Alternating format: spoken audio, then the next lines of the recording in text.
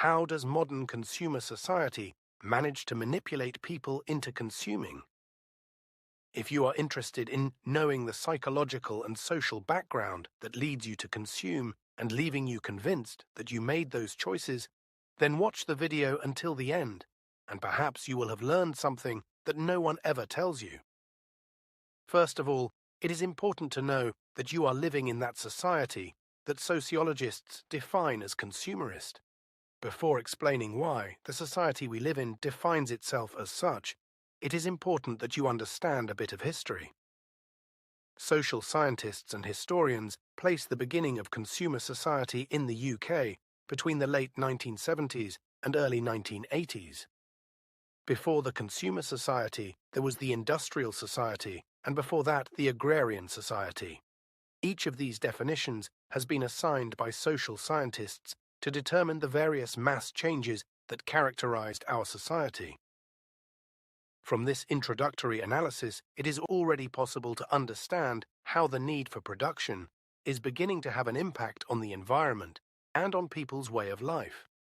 Taking a leap forward of about 180 years to the present days, we can witness a new change in society, the consumerist society.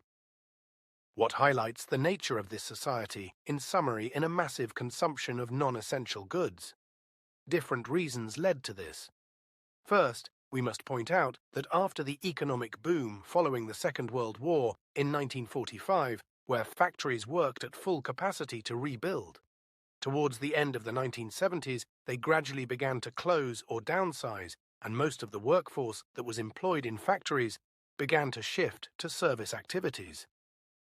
In this period, we can see how even the city streets began to transform, seeing many of the old factories disappear, from the larger ones, such as those of bricks, or steel mills, or smaller ones, such as garages for the sale and repair of cars, giving way to the birth of clubs, beauticians, restaurants, appliance stores. Every novelty that could be offered was now available to be bought and sold. In this phase, we see a change in the mentality of individuals who increasingly feel the desire to purchase non-essential products.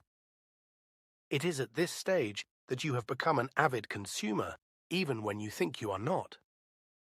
To explain all this, various theories have emerged, according to which for some, purchasing products has a social meaning, being accepted by others through the idea of the image that a certain product can convey to others of us.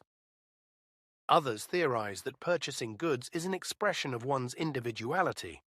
Then there are also theories that take up the topics of differences and inequalities.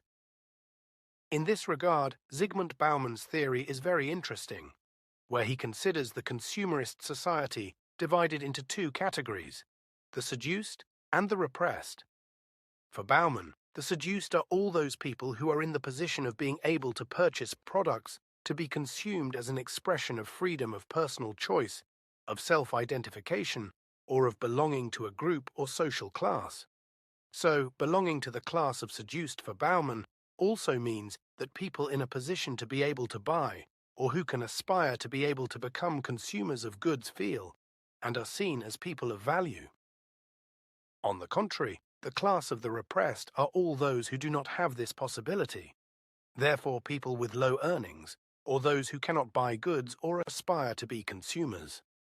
Another very interesting theory is that of Thorstein Veblen, which highlights the concept of conspicuous consumption, such as the purchase of expensive goods to show to others. So we can give the example of a person who became rich, buys luxury goods to demonstrate to others his new class of belonging. Obviously, the theories of Bauman and Veblen are a little more complex than how I have summarized them, but this highlights how a consumerist society exerts strong pressure on people, pushing them towards a continuous consumption of non-essential goods. The video ends here. Leave a comment to let me know what you think. We'll see you soon. Goodbye.